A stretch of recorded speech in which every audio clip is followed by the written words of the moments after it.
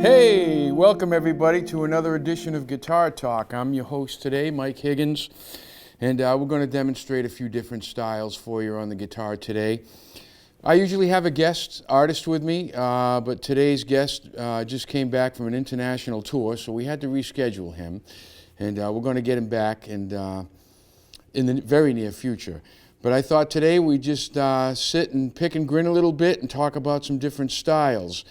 That little intro piece you just heard me start with was in the key of B flat, and it's loosely based on Route 66. It's not exactly that, but it's in that kind of change. And as you can see here, I was working a lot with 13th chords, and I like to use that voicing of it a lot because it frees up my fourth finger to do a little bit of other melodic work. This is also a very common voicing if you want that nice bass note in the bottom of the chord. But this gives me the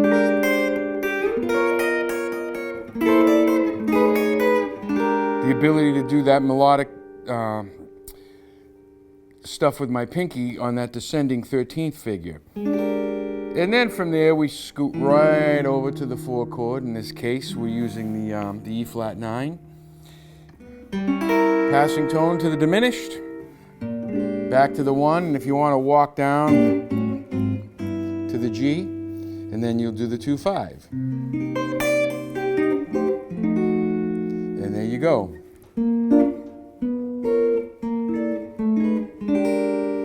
It's really fun to play over these changes. You can really play them slowly and do a bluesy thing, or you can swing like crazy with it. Somewhere in between I find to be a comfortable tempo.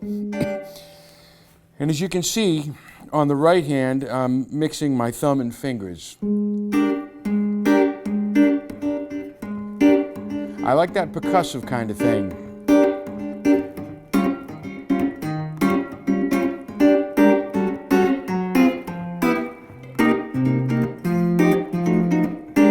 So I'm kind of popping the bass note on the chord and then pulling on the rest of it, on the harmony and the melody notes.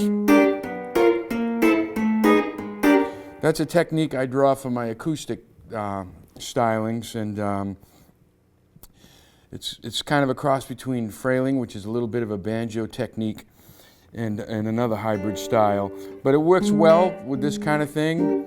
You know, you can also do the more jazzy Wes Montgomery thing, roll off some treble, and very smooth sound when you do it like that.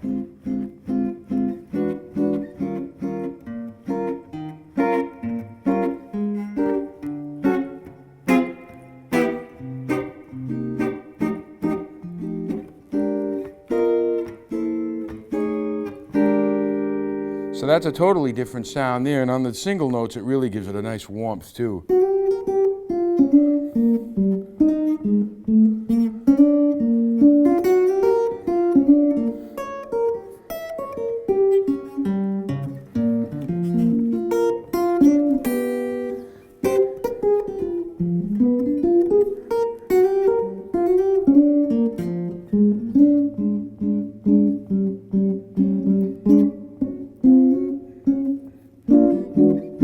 So as you can see, that really is a totally different sound than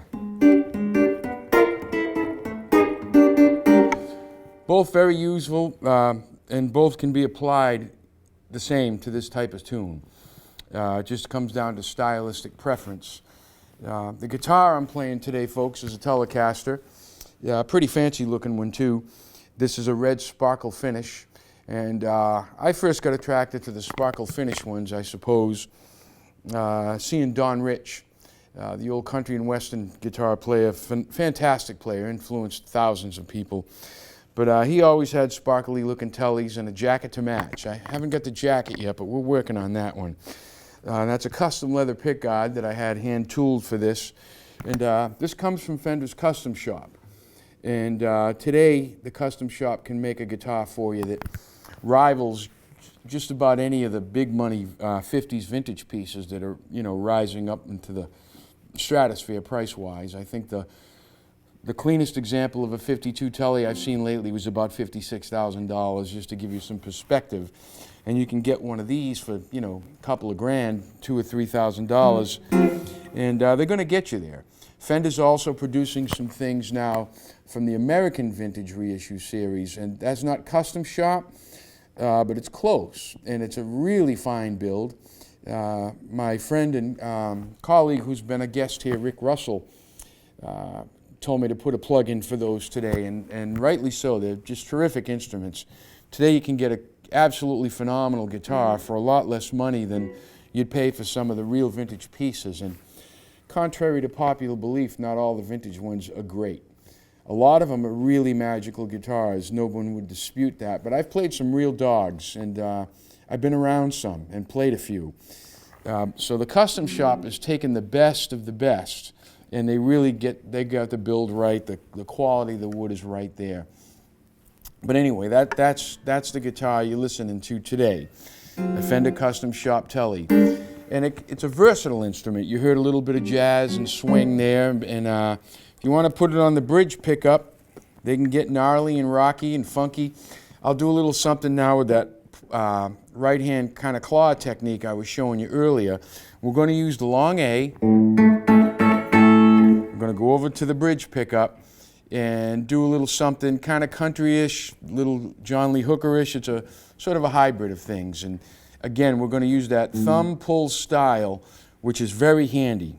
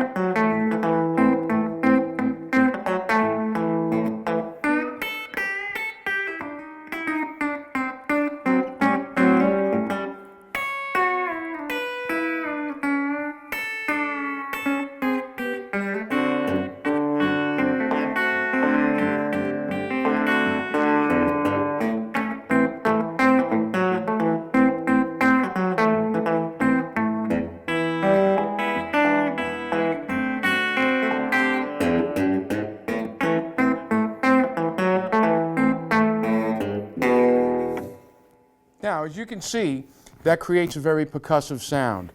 I'm constantly doing something along those lines. I'm keeping a bass note moving, basically, at all times, and that's a very valuable thing to fatten up the sound and the rhythm, especially if you're playing by yourself. That adds a lot.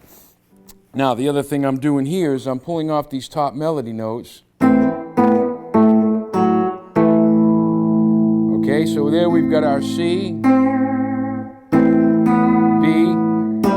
G, which is the dominant seventh, back to the A. So it gives a little mix of tonality there.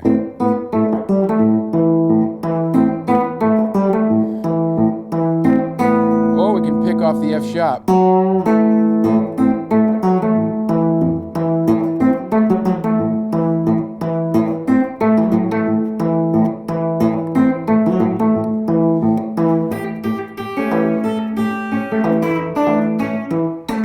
So basically that's what's going on there. We're pulling on the bass note and really popping them.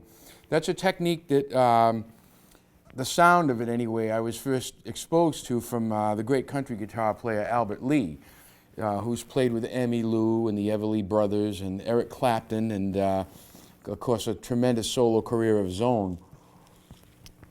And he made that sound really strong, and he did it at lightning speeds, but essentially you're popping on the string to get that happening. He did it in a lick that was based in the key of G on a song he had called Country Boy, and I just basically took that technique and transferred it over to some of the other styles that I do. But his thing was this.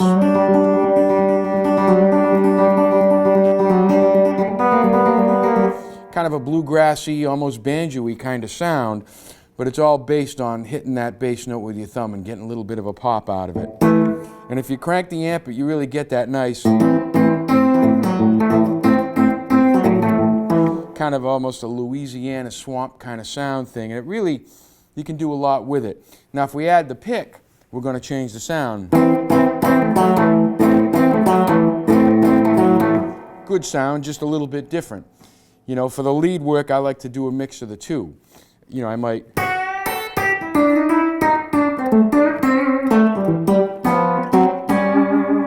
like that. So that's all fingers, and you still get the poppy sound. Same with the pedal steel bends. You saw me do this one earlier.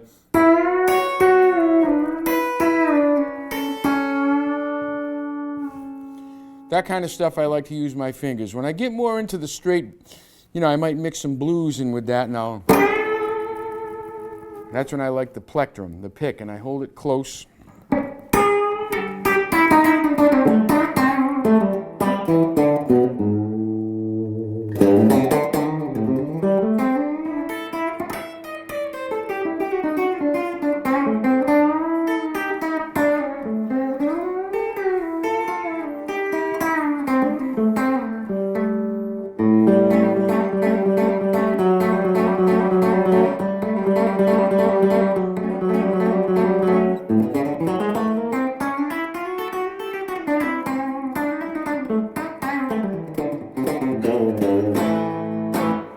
So the pick allows you to play a little bit faster too. You can really get in tight with the tip of it, and you know, it gives you a nice mix of tone, but it's quite a different sound than the finger stuff you heard me doing earlier. A lot of the guys, especially the country pickers, they like to do a hybrid style where you're mixing the pick with the fingers at the same time, which is kind of nice. I tend to do that with my fingers instead, but it's an option that's there for that kind of thing. So there you go. You got two different styles there. You've got the jazzy thing we did earlier, based off those 13th chords, and as I mentioned previously, loosely in the Route 66 kind of vein, as far as stylistically speaking, and then over to the more kind of swampy thing. People hear that lick and they automatically think the ZZ Top song, LaGrange, and rightly so. He's made it so popular. But it goes back way before that. I think John Lee Hooker can probably claim ownership to the boogie, which is what that's based on.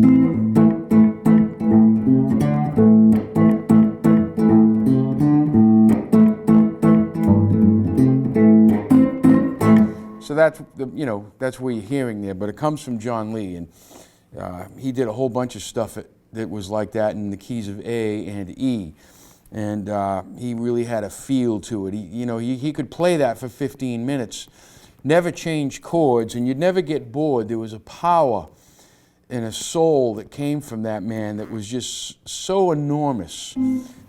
I got to sit pretty close once, probably within 50 feet of him at a show, and watch him play, and it was unbelievable to hear the power of that lick, and I think that's why it stands the test of time today. And I like to hear it on the back pickup. To me, it's just got more bite.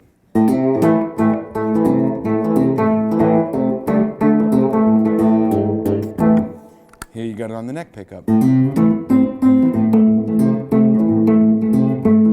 Very nice tone there too, but I tend to like it here.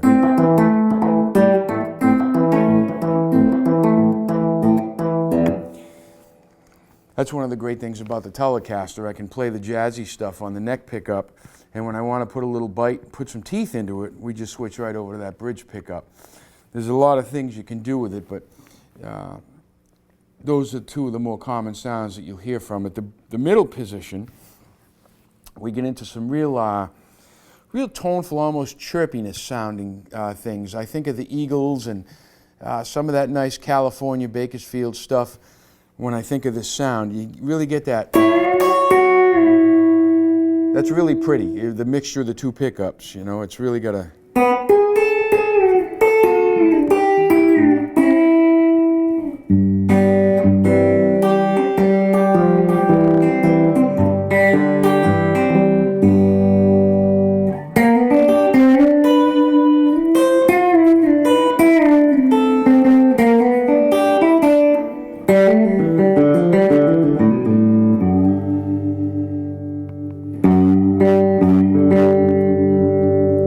Hear that? Hear the difference?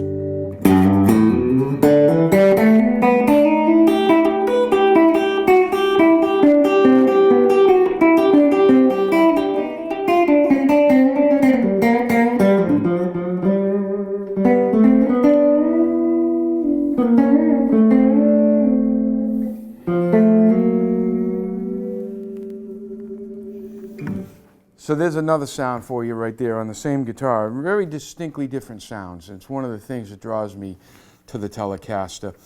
Right now, though, I'm going to switch guitars, I think, and we're going to go to a public service announcement. So stick with us. It's great to be with you here today on Guitar Talk, folks. We'll be right back with you. We are back, and we are looking at a pretty lopsided matchup, Jim. Well, that's putting it mildly, Ron. This newcomer has no idea what he's getting himself into. Let's go to the action.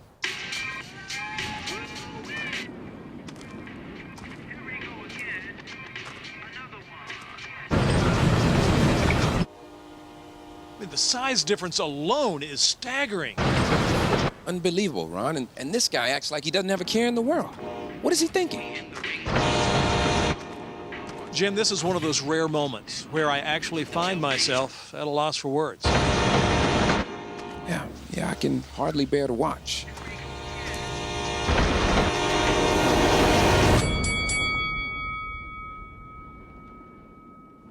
Every day, people tempt fate and die trespassing on railroad tracks. See tracks, think train. Hey, welcome back, guys. You're listening to Guitar Talk today. I'm your host, and it's just me today. Our scheduled guest, as I mentioned earlier, he had a prior commitment, so we'll get him back on right down the road, I promise. But you just heard some examples of what the Telecaster can do, and I showed you a few different styles on that instrument. Now we're going to switch over to the acoustic guitar. I have a capo on the 2nd fret, because my instrument is tuned down a whole step, and then I capo it to get back up to standard key. This allows me to play in drop tunings and in lower keys as I need to.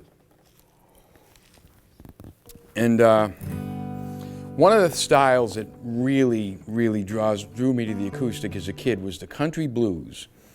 And we had some great pickers right here in New England, and a couple right around the Taunton area. One was Vic Weatherspoon, and there was a fella named Paul Jeremiah, who I consider to be one of the finest country blues players alive today, and Barry Brown. And these three guys could play that music, and they introduced me to a lot of the early American styles that draw on that, and it was nice that they lived nearby. One of the things is the continuing bass, and you'll hear me talk about that through every style that I play and demonstrate. But one of the great things about it is you got a bass line and a melody, and you can really make a big sound with just a G chord. Now, I'm not doing anything particularly hard there, but it's got a really warm and mellow sound. I'm just playing the 6th and 4th strings with my thumb. And then my first finger of my right hand will reach over and grab the top 2 strings. It's a little tricky and takes a little practice to fit those in like that. But when you get good at it, you can add a 3rd note. And that's all from one finger, which is probably based more on the Merle Travis style. Merle only used one finger and a thumb, and he sounded like an orchestra of people.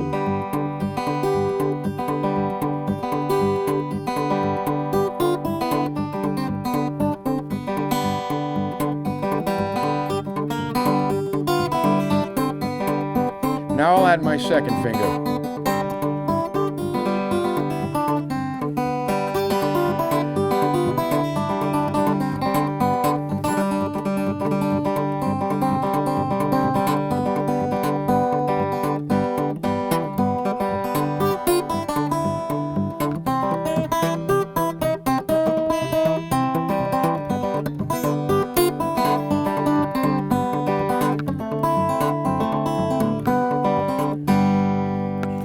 That's a G, a C, and a D seventh.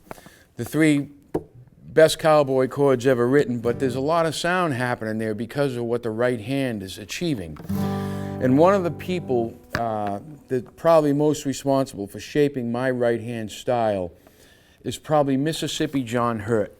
And he was rediscovered during the folk revival. And a friend of mine who's given me a few lessons and has been on this show, Mr. Andy Cohen, he knew John, and he's the current president of the Mississippi John Hurt Foundation. But one of the things about John was that thumb never stopped. And one of the songs of his that's a great example of a one-chord song that you could play for 20 minutes and never get bored is the Spike Driver Blues. And it's based off a G and a G7. All your melody notes are right there on the top strings and a little pull off there. But the key is you got to do this the entire time and you got to sing it. But right now we'll just play it and I'll do a slower, simple version of it.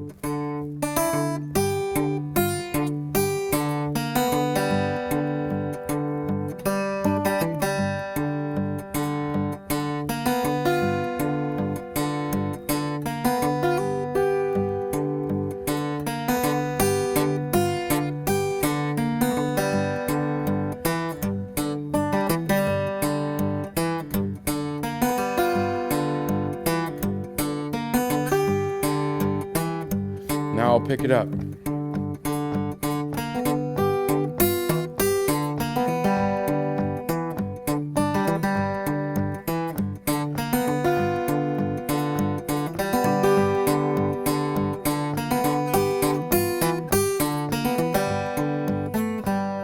So that's basically what we got going on there. We're going non-stop with the bass. I call it the choo-choo train bass.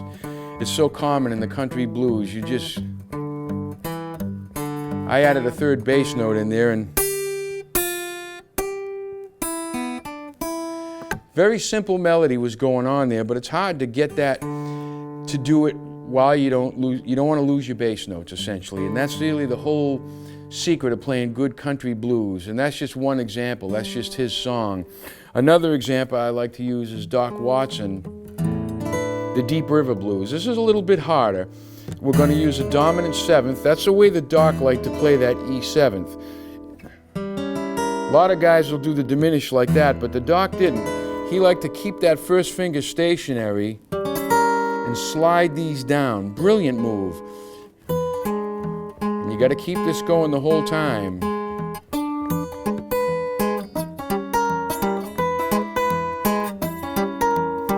And I'm muting the bass notes with the palm of my hand.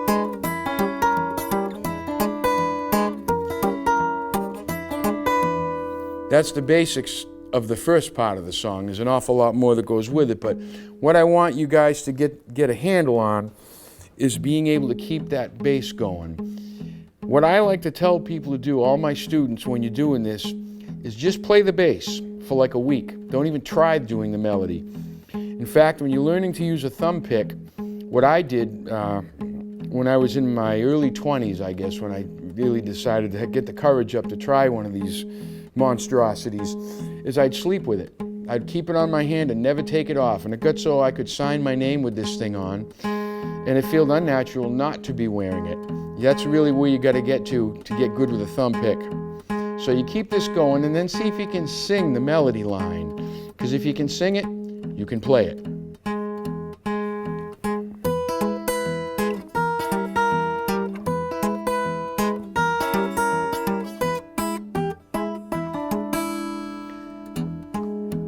It's got a nice little bounce to it. I'll try it without muting.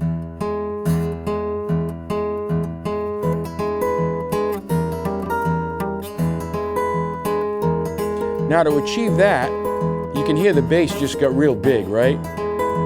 Now I'll mute. There it is. Here's without it.